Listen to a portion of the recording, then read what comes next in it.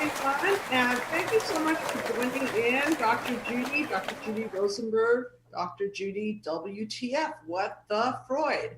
And today we have an interesting topic. Sometimes I make up my own words. I think this is one of my made up words. Fulfillment versus fulfillment and the hole in the soul. And today I'm going to be talking about the difference between feeling fulfilled and just filling it up and patching it up and numbing it out and filling the hole in the soul. So this is a call-in show, everybody, and I would love to hear from you. And that number is 323-524-2599. So just a little bit about me. I am the director of the Psychological Healing Center here in Sherman Oaks, and we obviously do Zoom all over, so you're not limited to only accessing us in Sherman Oaks. I have a beautiful team of people who do the Be the Cause mind map work, which I train them in. And we are a specialty kind of clinic. We specialize in this mind map therapy to give you a system of healing, because oftentimes therapies do not really give you a system through which you can grow and heal. So this one does. It's a basic 10-session system.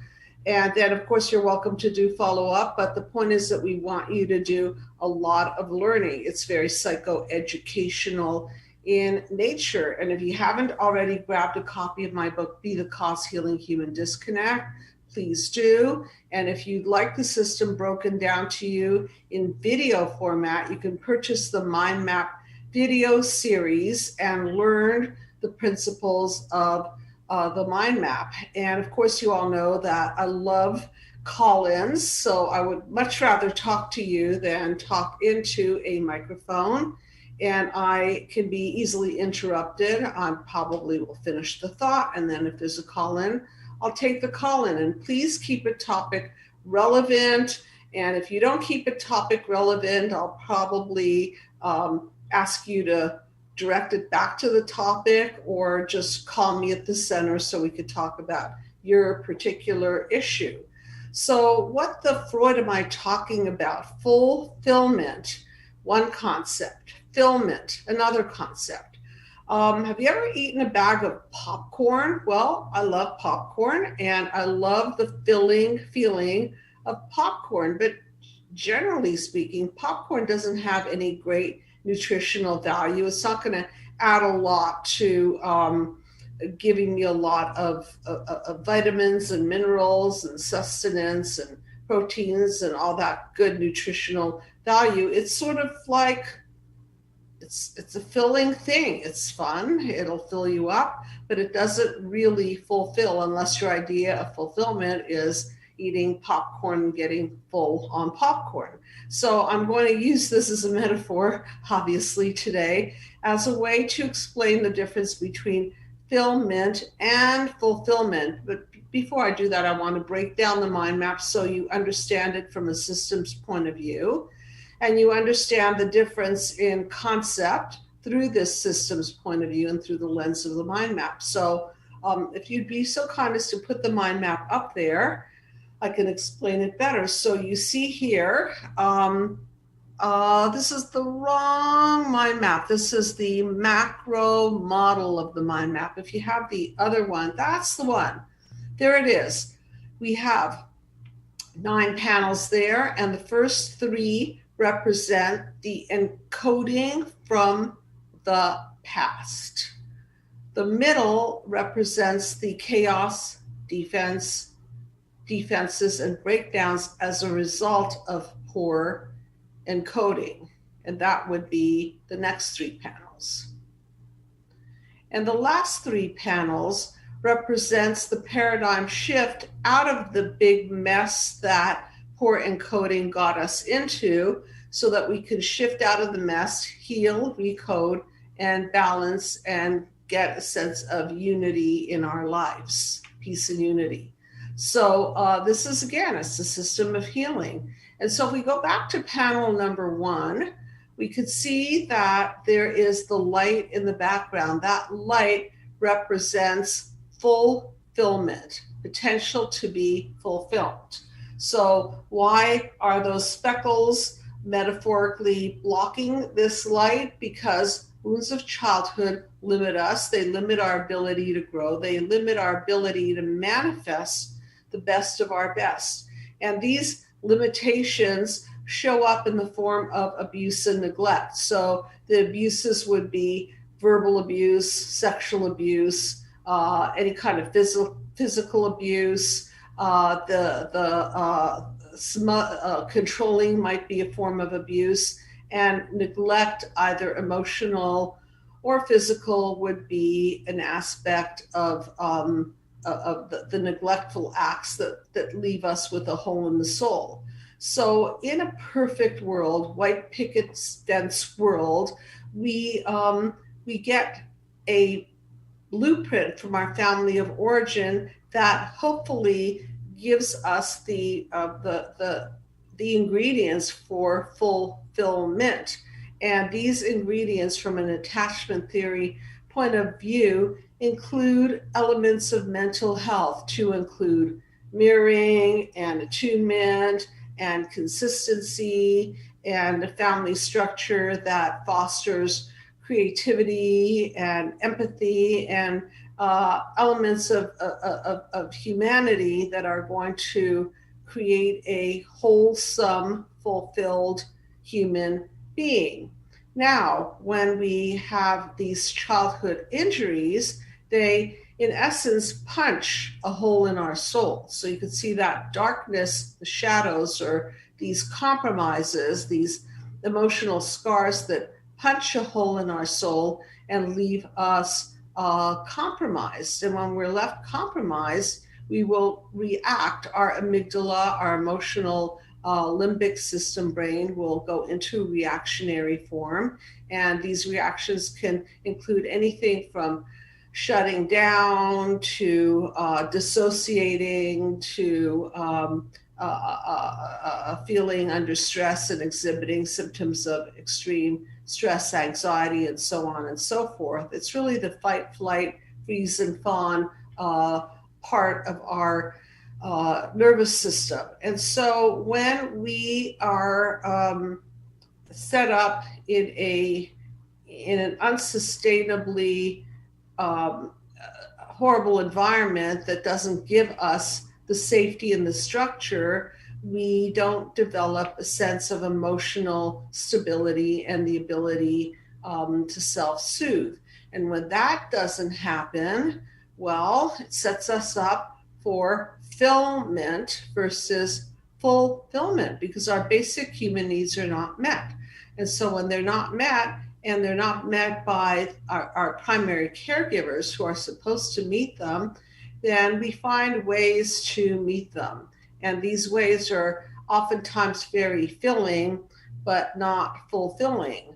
So if you could see, panel number 3 is the encoding of all the mess that occurs as a result of this hole in the soul, this compromise of mental health. And these encodings therefore set us up to be triggered. And these triggers may sound something like, I'm not good enough, I don't matter, I'm not lovable. I think I've heard it all.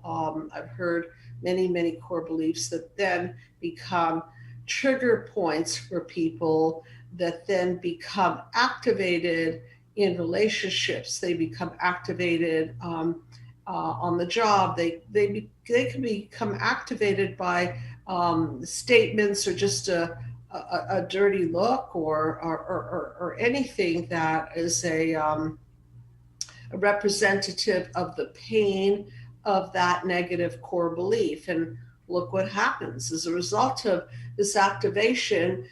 You now have panel 4, 5, 6, which I refer to as the what the Freud zone. So the chaos is really what happens as a result of the system gone wrong. Go back, yeah, thank you. The chaos is when everything just kind of unsustainably falls apart.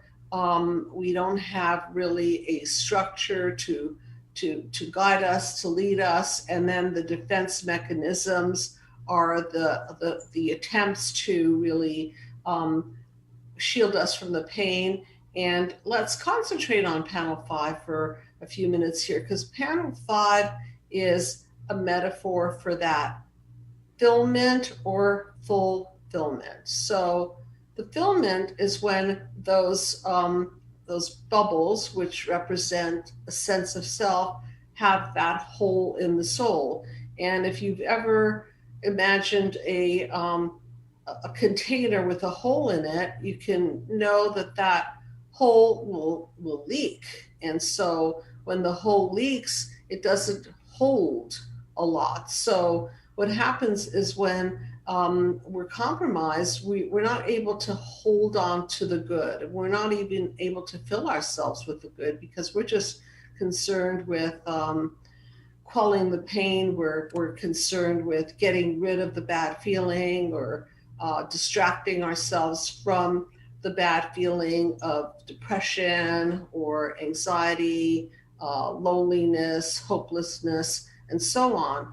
So what do? We fill this hole in the soul, and that's what I call fill mint. We put the popcorn in there. We put the food in there that's non-nutritious. We put the cell phone usage in there, which is really not really going to fulfill you. We put a lot of things in there that are not fulfilling, and we have a call. Thank you so much for calling in. Give me a name I can call you by. Dale from Washington. Hey, how you doing? Hi, Dr. Judy. Hi, yeah, Dave. I think this is a show that I can probably identify with most because I've come through your system and I'm fulfilled. So it's one that I like to share with others. Well, thank you very much. You get it because when we don't even understand the concept of fulfillment, all we have left is filment. And so please do share your journey from filment to fulfillment. Well, I grew up in a family where the father was probably not the grandiose, the opposite of the grandiose. What was the covert? Narcissistic. Covert, yeah. Covert. And was very critical of others and very critical of within the family and always negative. And no matter what you did or what you achieved, there would always be some fault to it.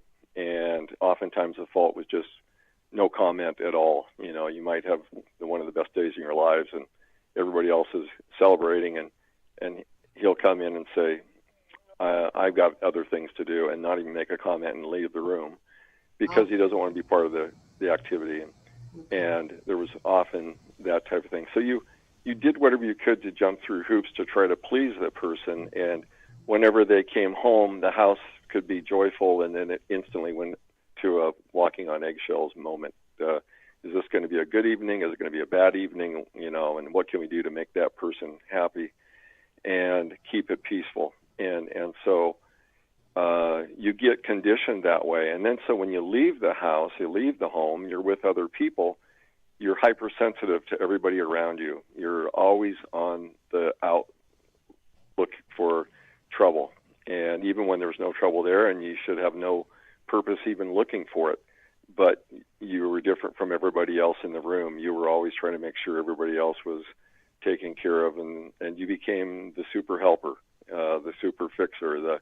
If there was a problem, you quick jump in to fix it, not because you needed to, but because it was habitual. That's what you did in your family. I have a question for you, Dale. So you were the fixer, you were the people pleaser, correct? Right. Okay, so if somebody has a hole in their soul, how much fixing do they need? I'm not comprehending that question, but okay, so what I would find is that my outlook was always to others and never within, and the hole I had was I was always drained. I mean, I never felt happiness because I never really understood who I was, because I never took the time. And if it was a birthday or something, if I didn't get a gift, I wasn't displeased. I was like, well, I didn't deserve it anyway, and it wasn't important. So I never even wanted a pat on the back because I wasn't expecting one. And so that was, and it was fine. But when I woke up, I went through some stressful times with lots of different narcissistic people, and I thought, something's wrong. And then somebody handed me information on this. I didn't even know about this situation, narcissists and families and dysfunctions, and so I had no clue. And I was late in life. And when I read this, I really had a deep interest, and I came across your program, and I bought your book, and I read through it many times, and I started seeing my family. I saw myself. I saw my siblings. I saw workers and friends and family. Yeah. And as I went through and I understood and I gained the knowledge, all of a sudden I quit blaming myself, and I understood that, hey, I didn't do anything wrong. In fact, in many cases, I was exemplary for all the things that I had done, and I should be patting myself on the back. And for the first time in my life, I kind of felt good about myself. I really, for the first time, felt good about myself, and it was a new feeling. And I thought, wow, this is, and then I became at peace. And then I went into studying more, and the more I learned, it woke me up to be able to see. And now I kind of have this ability to see other people in other situations, and I stay out of those areas where I know that's not going to benefit me. And that's an at-peace moment that I've had for years now, the last 5 years, because I think it was 2017 when I first became aware of your program. And it's been wonderful. And every day is a learning experience. I never quit learning more, but there'll be situations in my neighborhood, and I think every neighborhood's got somebody's got a feud going somewhere sometime. And now I would have always gotten involved. I was a fixer, right? I would have been the first to go down there and try to make peace, and I would have probably taken on the burden of whatever it was to fix it for everybody, and they would have stood back and wondered why I was doing it. But now no, I don't have to. That's not my battle. It's not my fight. It's not my concern. And it's the same with family. Back to the question that I asked you, you sort of answered it, but I wanted to clarify. I didn't understand it. What I meant. What I meant was that when someone has a hole in their soul, how much fixing do they need? And the answer is infinity. Infinity. Because if you have a hole, it's never ending. Right? It's never ending. No matter how much you help and try and love and advise, it just seeps right through like this leaky sieve. Okay? And so what does that do? What I learned was that these people, the narcissists and their flying monkeys, they may not be narcissists, but they're enabling and they're backing them up. They can never be pleased. And you could do exactly what they want you to do, and they'll come up with another one the next day, the very next moment. Right. It's a game to them, and they love playing it. They love to see how many hoops they can make you jump through. And when you realize that that's what it is, you're doing it for their pleasure. Your pain is their gain. And once you understand that, and you say, well, I'm not going to play that anymore. I'm going to play for me. That is an awakening, and that you have to have that knowledge of what the game is and all the rules. And like I've said before, once you figure it out, you can quit playing. And you won't lay in bed at night, going to sleep, and then waking up and anxious and depressed because, gee, my dad still doesn't understand. My mom and I had an argument. My sisters, and I better get over there, and I try to fix this, and I got to take care of that. I don't know why they're mad at me, and I don't know what I did wrong, and all that stuff quits. It's just gone because you say, God, I know that all of what they're throwing at you has nothing to do with you. You're faultless. And you have to understand that. And I think I reached that point, and I'm just trying to tell others that it comes, but you have to understand everything. You have to learn all this about yourself, your family, what the psychological games are being played, and understand that it's like you've used the Wizard of Oz analogy, and it took me a while to understand it, but it was always phony. Remember they said Dorothy was always in your power to go home if you wanted to, you were in this imaginary thing that you thought was real, and it isn't real. This whole game isn't real. You're playing along with it as a victim, and you have to wake up and say, look, I don't need to play it anymore. And that's where is that right? You got your power back. That's exactly where you got your power back. Right. And once you get it back and the light goes off, it's not just peace at mind. It is true power. It is true power because now all of a sudden you can focus on what you want to do, and people will come at you. They'll say, they'll try to stir you up. They'll try to get you to react. They'll do something. It's like, not playing that game. For instance, this weekend, my brother, who is a 5-star narcissist, the golden child, and got three marriages and just disaster after disaster, and has always come to me for bail out, and then burned me 6 times. I finally quit playing, and so haven't talked to him in a year. All of a sudden, I get a text message: "Hi." No, nothing else, just hi. Yeah. And I thought, not responding, not playing that guy's game. He's out fishing for some narcissistic supply. Exactly. It's not coming from this guy. Yeah, you're good. You notice the little hi is bling bling. Let's see if you're going to take the bait, and you didn't. No, will not take the bait. No. And if you first of all, you don't have the courtesy. Haven't talked to me in a year and have nothing else to say except hi. Mm-hmm. No explanation, and mm-hmm. So. And it's that way with other people too. They often have problems in their life, and they have things going on, and they want to involve you in to help make it more enjoyable for them. Don't need to go down that road. Don't do it. Whether it's your mother, your father, your uncle, aunt, your coworkers, you don't need to be involved in that mess.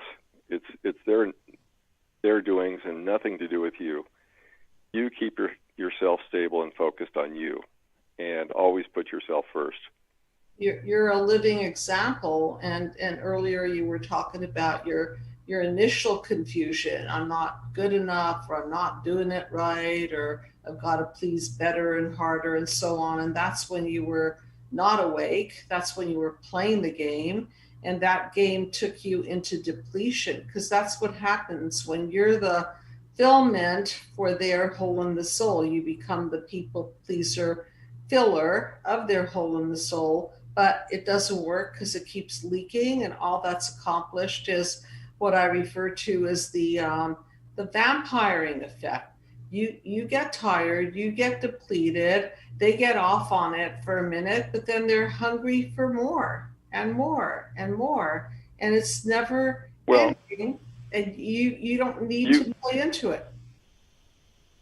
It won't matter what you do. You'll never please these people, because they don't want you to win. They don't want you to succeed.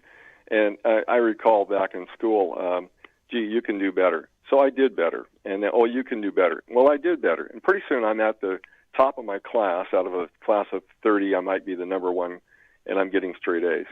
Amazing. It still wasn't good enough. And it's like, God, what is it going to take to get this acceptance of a pat on the back or something you finally did good? Never got it. I never got it. Nothing ever, because it's the carrot that keeps moving, right? And the carrot keeps moving so that you can be like a workhorse, working harder and harder and harder. And again, they laugh at this. This is, a pleasure. Their pain, your pain is their pleasure, and that's where it gets really, really sick and exhausting. And so, and the flying monkeys jump on their bandwagon, and it's just like Cinderella with the the stepdaughters. I mean, they actually took the pleasure in seeing Cinderella uh, uh, get the raw end of the stick every time. I mean, that was a classic example of that whole thing. And no matter what she did or how good she did it. Yeah. And I think that's another good play that would be a good analogy for something like Yeah, it that. really is. I love these fairy tales. They're so rich. That's why they've been around for so many years, because there's so many lessons to be learned. I just read a quote from Einstein. It said something like, if you want a smart kid, read them fairy tales. And if you want a smarter kid, read them more fairy tales. You know, they're just chock full of lessons. And so that's why I use the metaphor of the Wizard of Oz, because Dorothy did have all the power, but then she gave it to the wizard, and the wizard was a joke. He was a phony, and he contained no power until she took the journey to discover that the journey was really about discovering that other people had no power over her, and it was all hers and all for her to believe in herself, just like you did. That was your journey. You kept pleasing and pleasing and following their advice. And if they wanted more from you, then you jumped when they said how high. But it didn't work, because really, on a basic fundamental level, your father was injured at cause, okay, meaning that he didn't get the nutrients, he didn't get the mirroring, he didn't get the attunement. And so he had this depletion, and he didn't know how to receive properly. And so all he knew to get was fulfillment, fill. And I don't know, did he drink? Did he smoke? Did he overeat? Did he uh, do porn? What else did he do for fulfillment? No, he didn't drink. He smoked, but he wasn't. He was a hard worker, and he provided for the family. Okay. But it just was not fun to be around. He wasn't a drinker. He did have an affair on my mom eventually when I was in college, and that broke. That was pretty tough. And he blamed her, and it just, she was an innocent victim on the whole thing. So, but the whole point, I think, is that I moved away. I moved away multiple states for about 3 years, and I came back, and I thought I had a choice to live wherever I wanted to in the United States, and I wanted to get back to where I was from, but I still stayed a good hour away from family. and Okay. and that's probably one of the best things I think I've ever. My wife and I have talked about it. We said, look, we're close enough to because you're no longer needing to be right there. And I said, I'm so glad I didn't move back into the hornet's nest with siblings and all of the within the immediate area. It would have been so easy to do that, and I made a deliberate choice to keep distance. But it's not so far. You couldn't take a half an hour, 45-minute drive and be there. If But you wanted it's a to. distance of respect. And I've used that when I've talked to them. I said, look, I'm glad I have the distance from you. I don't need to be involved in all the stuff that continues to go on that has no meaning to me. And I think that they have to respect that. Mm-hmm. And no satisfaction because on your part, because there's nothing that you can add to them where they'll say, wow, I really appreciate that. That was so kind of you, or I learned a lesson from you, or I took something valuable in, because again, that hole in the soul doesn't allow people to, as I say in my book, ingest, digest it, and then grow from it and manifest it. It doesn't allow for that, because it just goes straight through, unprocessed. It's like all that good stuff gets evacuated, and then you feel like you've been on a fool's mission of just feeding this hole in the soul with no nothing fulfilling, not even for you, no fulfillment for you to say, yes, I made a difference in another human being's life, which is, why some people, they don't come to therapy, because they're not ready to receive. And so sometimes I find in the therapeutic process that when people are so shut down, when they're so defended, when the narcissistic defenses are so strong that they become impenetrable, they become unteachable. And so then they have to go back into their life. And usually, what happens, of course, is they go back in and then they experience more chaos, more defenses, and more breakdowns. But you've always made it a point to share, and this is a great place to share because people want to improve. They want to hear that there could be an actual paradigm shift, which is what you're pointing to, because when you are fulfilled, let me just illustrate this so people can see it. When you have a healthy individualism, let's go to panel number 5. And if your vessel doesn't leak, if it's well nourished, if you seal all of the doors or the membranes that leak through into the people pleasing, then you can actually grow, nourish yourself, and manifest the best of your best. And now you could be ready for synergy, which is panel number 7. So one healthy me and another healthy me creates light. But if you're just the healthy me and you're giving to an unhealthy me, then again, you're going to be vampire. There will be no light, and even they won't receive light because they're leaking. They're leaking out.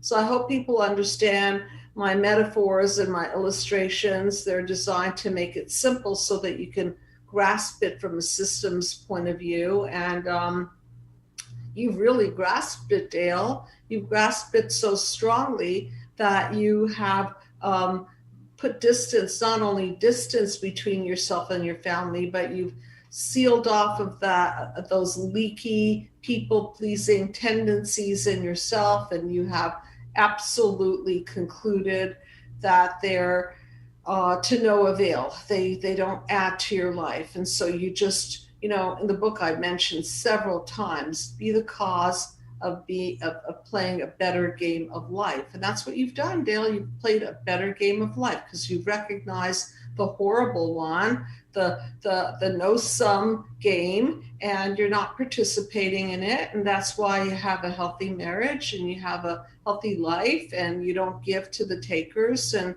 you give to yourself and your wife and those of the people that create more light within you and you within them. And I think that is the best game of life. That's why my logo is panel number 7. It's the synergy, it's the paradigm shift.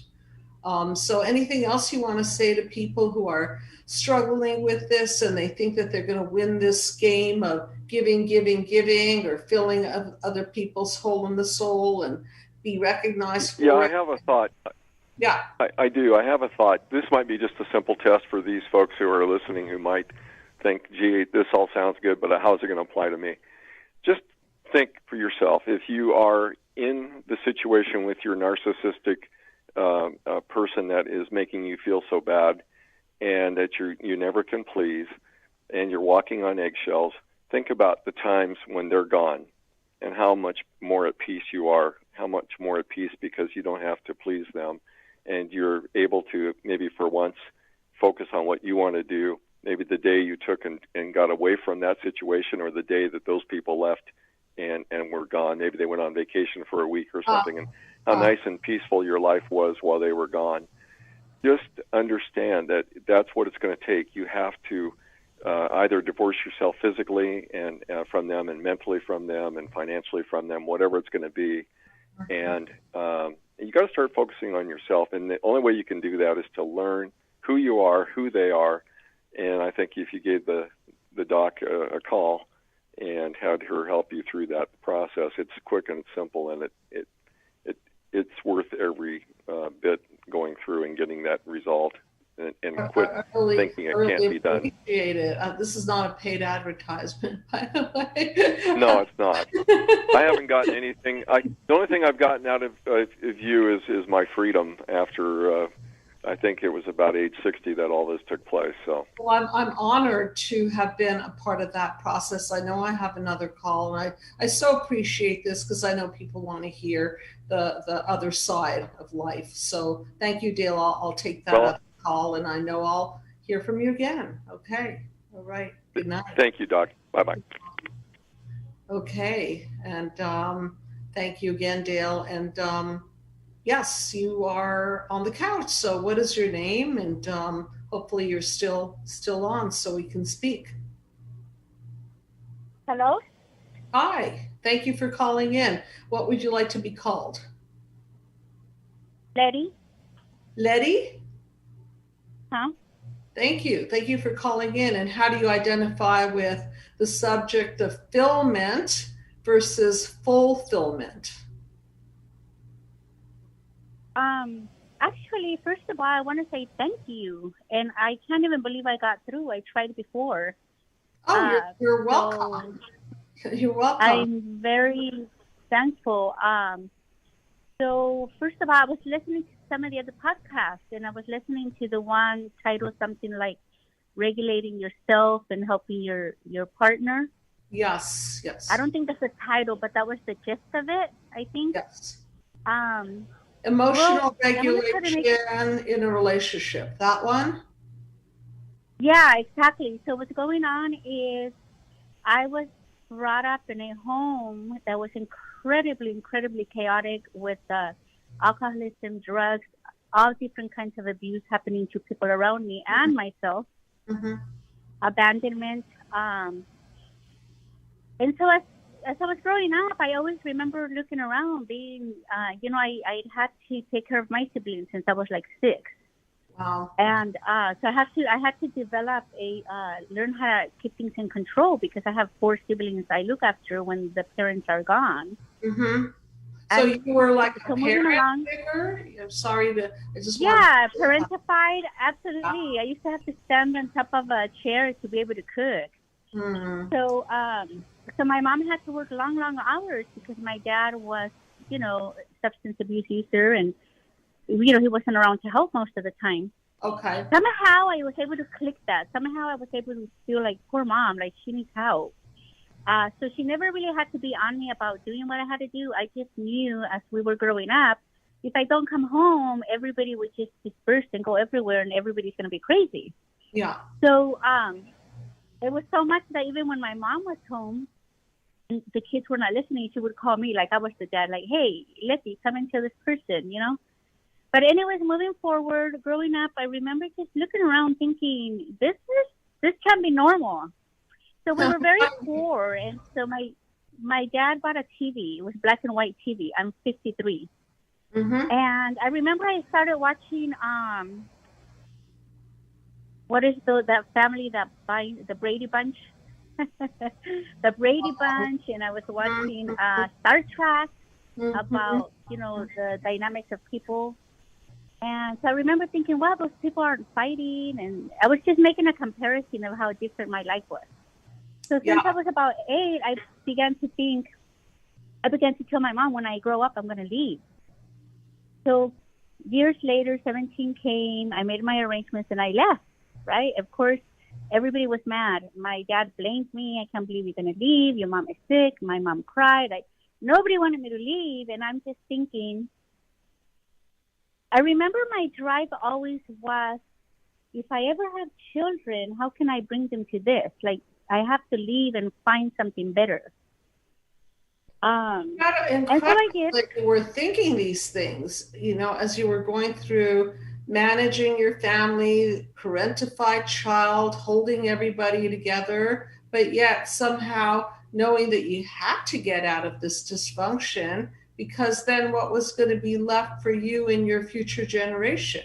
The ability to think that through is quite sophisticated, wouldn't you say? Yes, I do. And looking back, and I'm thinking, well, I don't want to derail because it'll be a long story. You don't have time for that right now. But so I left. I jumped around. I cleaned houses. I did whatever I had to do. And I never called home because, of course, my dad was like, don't you ever come home when you leave. So I never did. Mm-hmm. moving forward, I didn't marry till very late because I just had this distrust in men because the abusers were mainly men. Yeah. But I met someone, and he seemed like a very decent person. Moving forward after we made plans to. So this is where I started to think. A few years ago, after my divorce, 5 years ago, I started to look into psychology and to reading books and about. Just 2 years ago, I started learning about narcissism because I was thinking, what went wrong? Like, there was some kind of a mutual respect. I mean, I wasn't incredibly in love like Hollywood, and neither was he, and I knew that, but there was something that we were trying to build, and we did have a son. But, after everything was good and we made plans about you go to school first, I go to school next, and blah, blah, blah. The bottom line is, I learned now that all the time I can make an excuses for him of, well, he's depressed, or well, when we get past this hump, when we get past that hump, when I give some more. So that's what really caught me in your show. Somewhere in one of your shows, I've listened to about 7 of them, there was the phrase, and you just keep on giving and you give because you think, at some point this person's gonna get it. They're gonna learn. They're gonna understand. They're gonna love me. The paradigm shift. It's interesting. It's interesting with all that knowledge and intuition of leaving your family and thinking, I've got to get away from this because I deserve better. I'm going to have a better system. And you still ended up with somebody quite narcissistic that you had to divorce, correct? Yeah. It's no. He divorced me. I guess it's divorced like a blessing in disguise. I think he was more of a. Still is like not like one of those like hidden narcissists. Like he don't know, because I used to see that he had this genuine. It seemed like just genuine love, concern. It was very painful for him to leave me, but I think there's two dynamics going on because I'm listening to a program. But I think I've been narcissistic. Like I identify as a narcissist with a lot of your information. And so then I kept fighting it because I was thinking, no, because everybody that teaches this is saying, no, a narcissist would never. Oh, you mean you think that you have a lot of these qualities, that you have narcissistic?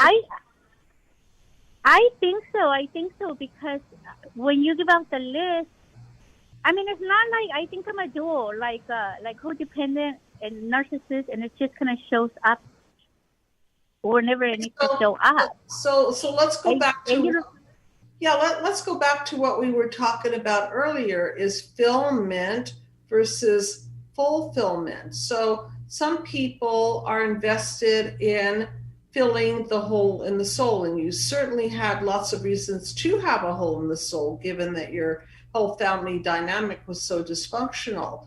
And so when you turn to fulfillment, right, and not fulfillment, then again, you don't have that healthy sense of self, and then usually you don't choose a healthy partner, or the partner doesn't think that you're healthy enough, and then there's no sense of light, for lack of a better word, or maybe it is a very good word, is that it's the relationship is not generative. It's sort of like a transactional. I did a show called Power and Control versus Love and Vulnerability. And in these transactional fulfillment kind of relationships, it's just, it's kind of like, you give me something, I'll give you something. It's a little bit more tit for tat, but it's not really nourishing. It doesn't generate that, what I call 1 + 1 is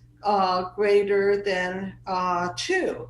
And the more damage, the more the pain, and the deeper the hole in the soul, and the more the urge for drugs, sex, rock and roll, and all kinds of ways to fill that hole in the soul.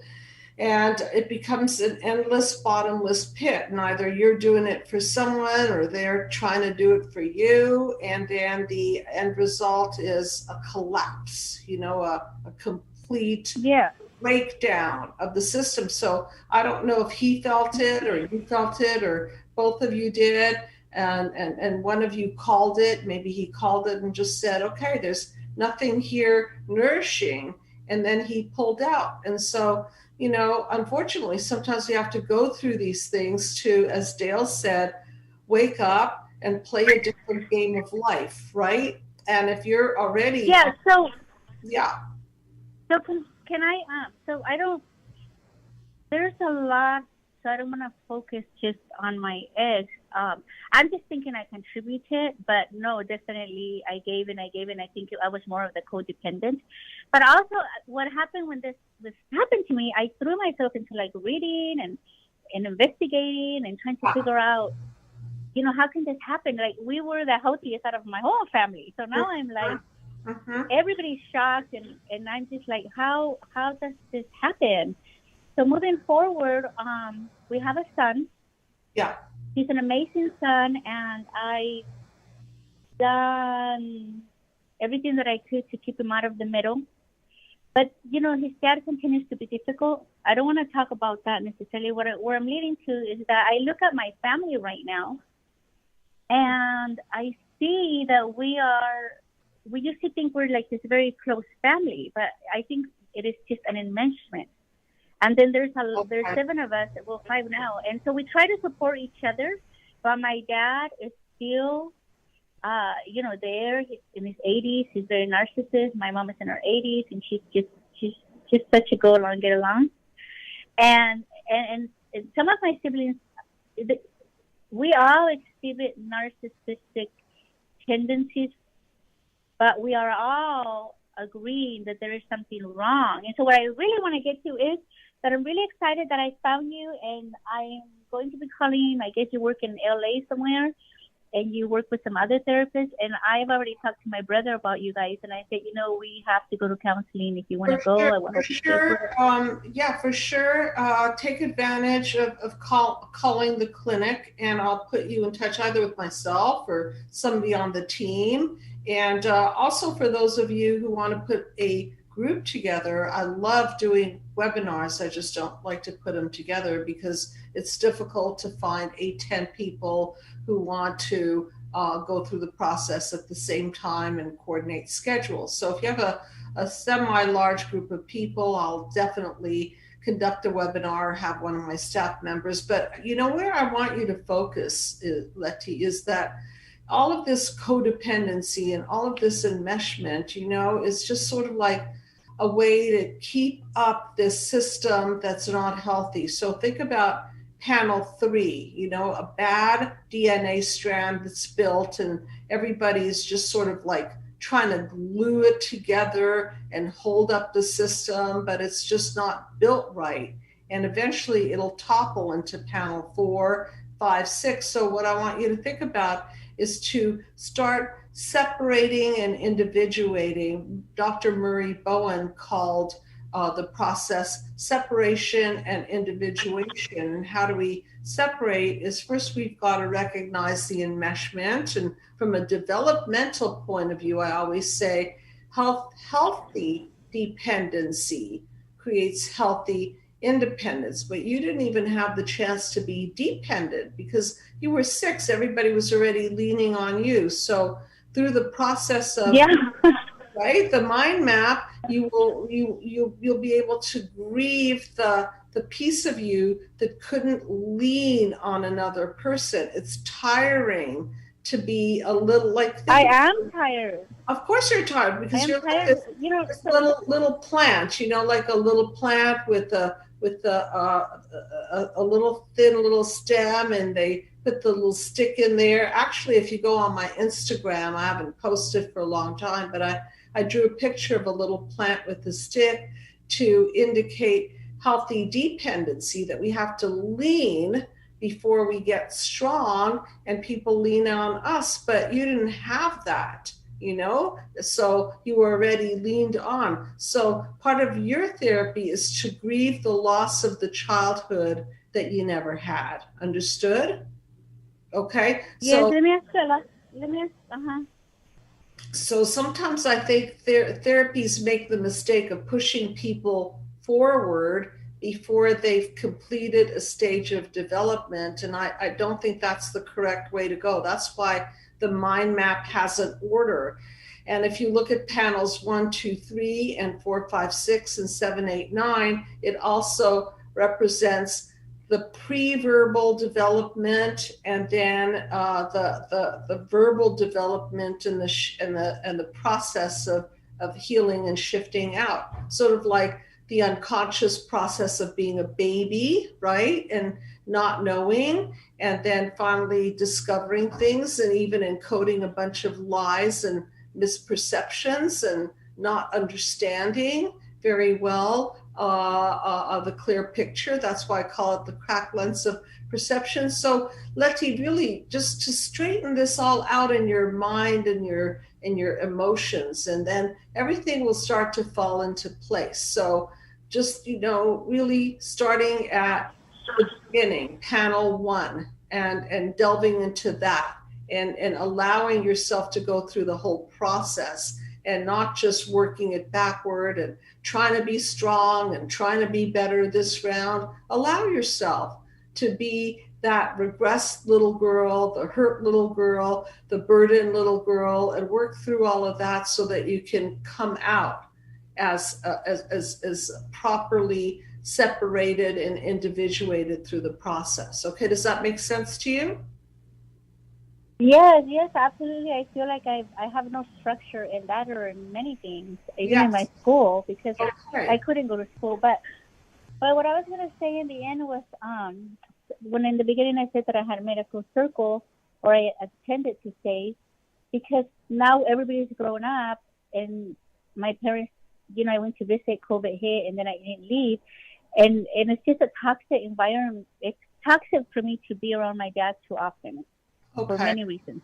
Okay. And so now I'm needing to up and leave, and I just find my heart is broken, because it's not so much because of him. I suppose I could deal with it because I just love my mom so much. I wanted to be there. But me being there and having other siblings and family, they don't step back. So now I'm just, I guess I was thinking like, well, maybe it's okay because, they have life and they have husbands and they have kids and they have wives. But I'm just like, I'm not there right now, but the last time I talked to them, I was upset, and I was like, I know I don't have a husband and my son is gone in college, but my life counts. Like, you are dismissing that I have value, that my time has value. Yeah, your life counts. You have value, and whatever, however level you want to participate with your family. I know family's important. It's just that you have to put yourself number one. And you have nothing to give except for your soul, which they're going to rob, because that's the way they're set up. So you've got to learn boundaries. You've got to learn that separation, individuation, and go through the process and reset the whole system. And then if you feel that you want to visit them and enjoy anything that's of I don't know, I like to call it neutral value, just enjoy a party with them or a celebration, but that doesn't mean you have to live their life and please them and fix everything. Okay, so I know we're almost out of time, but Letty, just listen to the structure of it. Just don't go jumping around here and there, and follow the structure of going through the flow. That's why the mind map is in order. I was talking to a patient of mine today, and I said that's why we don't just jump around and do panel 4 and then panel 7 and then panel 2, and then it goes. It's a flow. Okay, so just stick to the flow, and please feel free to call me, and we could set you up on this flow of the mind map. Okay. Thank you so much. Thank you so much. It's really calmed a lot listening to your programs. Have to really help me not to feel so guilty, because there's this constant guilt playing in my head and in my emotions. And even my head says, no, you're right. My emotions are like, no, you're just horrible. Well, and that's why I will be calling. Mm-hmm. Yeah, I was going to say logic and psychologic. So when you go through the process, the logic and the psychologic will line up, okay, instead of fight each other. Like your head is saying this and your emotions is saying that. Of course, it's all torn up inside. So all of that will go into place, okay? So yes, please be in touch, okay? Thank you so much. Thank you for all the time you must put into this. You're welcome. appreciate You're you and so you. welcome. My pleasure. Okay.